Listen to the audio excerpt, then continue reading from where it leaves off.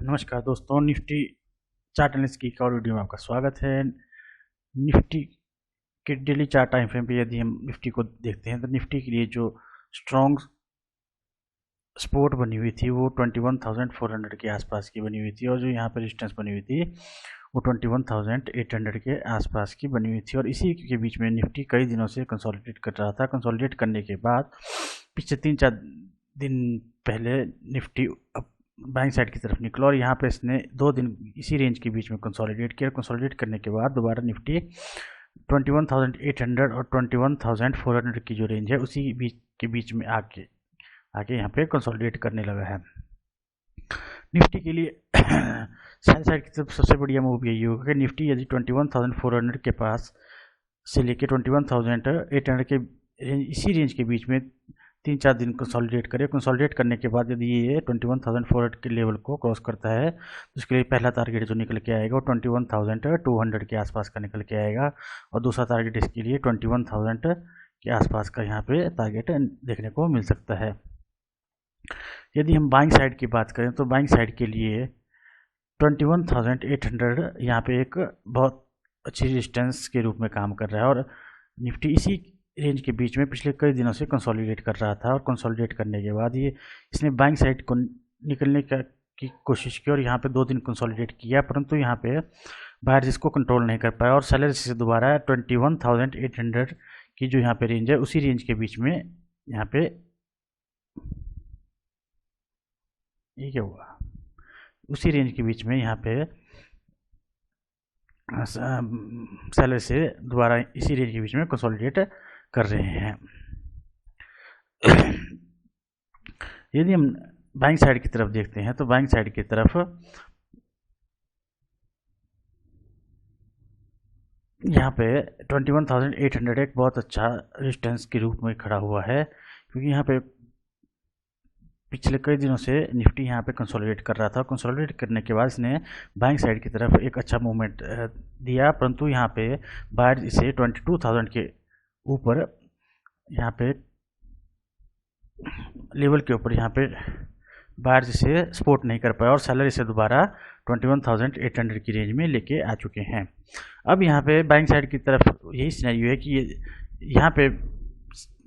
जो है निफ्टी कम से कम 6-7 दिन यहाँ पे कंसोलिडेट करे 21,800 के आसपास। फिर उसके बाद यदि ये ऊपर की तरफ 21,800 के रेंज के ऊपर निकल के ट्रेड शुरू करता है और यहाँ पे कंसोलिडेट करना शुरू करता है, और फिर उसके बाद यदि बैंक निफ्टी ऊपर की तरफ निकलता है तो यहाँ पे बाइंग साइड के लिए जो हमारा पहला टारगेट निकल के आएगा वो 22,000 के आसपास का निकल के आएगा, और दूसरा टारगेट हमारे पास 22,200 के आसपास का देखने को मिल सकता है।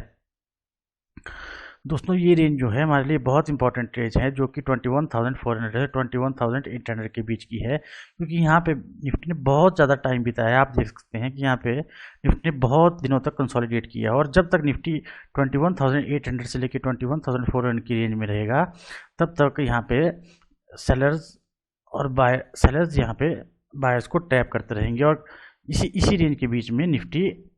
ऊपर नीचे कंसोलिडेट होती रहेगी। यदि हमें बाइंग साइड की तरफ जाना है तो हमारे लिए निफ्टी को 21,800 से ऊपर ट्रेड करना शुरू करना होगा, और ट्रेड करने के बाद फिर यदि ऊपर की तरफ जाता है तो हमें अच्छा बाइंग साइड की तरफ अच्छा टारगेट देखने को मिल सकता है। उसी प्रकार निफ्टी यदि सेल साइड की तरफ देखें तो सेल साइड की तरफ ये 21,400 से यदि नीचे क्लोज करती है और यहाँ पे किसी प्रकार का प्राइस एक्शन बनाते हुए नीचे की तरफ जाती है तो हमें 21,400 से नीचे 21,200 पहला लेवल देखने को मिल सकता है, और 21,000 यहाँ पे दूसरा लेवल देखने को मिल सकता है। 21,400 से 21,400 से 21,800 के बीच में जो रेंज बनी हुई है, इस रेंज के बीच में हमें बिल्कुल भी हमें ट्रेड नहीं लेना है। और यदि इस रेंज के बीच में निफ्टी कंसोलिडेट करती है तो हम 20 या 50 पॉइंट के लिए यहाँ पे ट्रेड ले सकते हैं, उससे ज़्यादा यहाँ पे ट्रेड लेने की कोई आवश्यकता नहीं है। यदि हम यहाँ पे ट्रेड लेने की कोशिश करेंगे बायर के एंड पे तो यहाँ पे हम ट्रैप हो सकते हैं।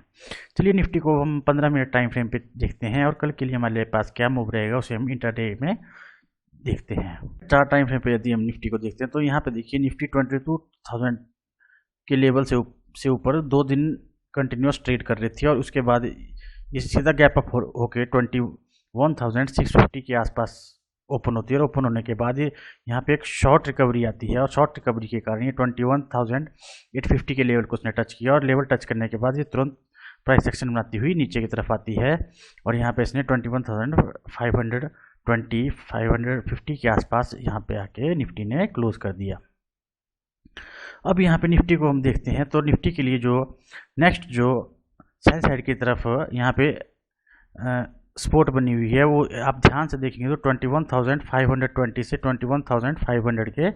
बीच में यहाँ पे एक स्ट्रॉन्ग सपोर्ट बनी हुई है, क्योंकि जब भी हम निफ्टी को देखें तो इसी सपोर्ट के पास आके निफ्टी यहाँ पे बायर्स एक्टिव होते हैं और निफ्टी को ऊपर की तरफ लेकर जाते हैं। यहाँ पे हम ध्यान से देखेंगे तो इसी रेंज के पास बायर्स एक्टिव होते हैं और निफ्टी को ऊपर की तरफ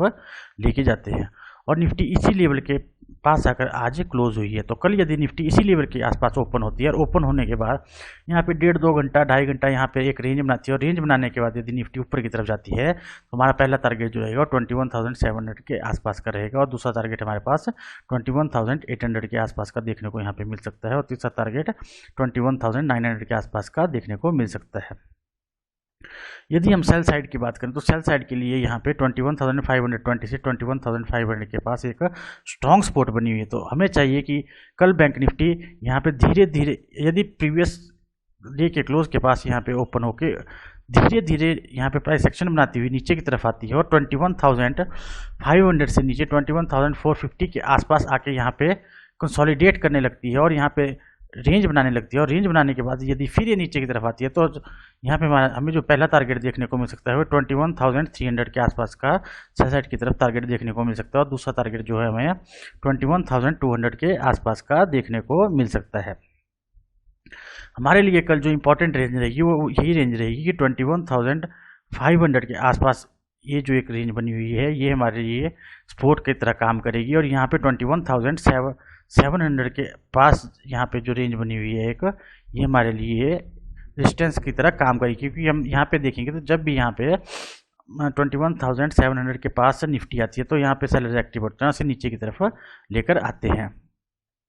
तो यदि कल निफ्टी इसी रेंज के बीच में ओपन होती है और ओपन होने के बाद यहाँ पे 1.5-2 घंटा कंसोलिडेट करने के बाद ऊपर की तरफ जाती है तो हमारा पहला टारगेट यहाँ पे 21,700 के आसपास का रहेगा।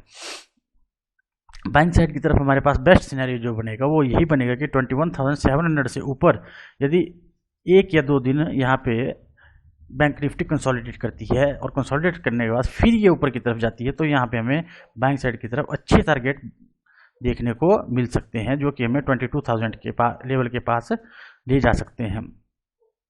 यदि बैंक निफ्टी कल इसी रेंज के बीच में जो कि 21,500 से 21,700 के बीच में बनी हुई है, यदि बैंक निफ्टी कल इसी रेंज के बीच में कंसोलिडेट करती है और कंसोलिडेट करते हुए इसी रेंज के बीच में क्लोज कर देती है तो हमें यहाँ पे बिल्कुल भी ट्रेड नहीं करना है और यहाँ पे हमें बिल्कुल स्मॉल क्वांटिटी के साथ ट्रेड करना है। यदि हम ट्रेड करना चाहते हैं तो 20 से 50 पॉइंट के लिए हम यहाँ पे ट्रेड कर सकते हैं, परंतु तो ध्यान रखिए यहाँ पे हमें सेलर्स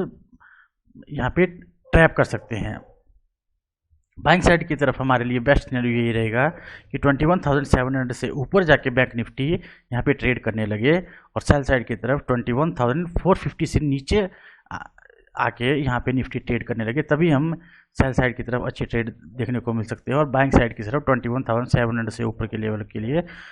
पे हमें अच्छे बाइंग साइड की तरफ ट्रेड देखने को मिल सकते हैं। दोस्तों मेरी वीडियो यदि आपको अच्छी लगे तो लाइक और सब्सक्राइब जरूर करना। मिलते हैं नेक्स्ट वीडियो में, बाय।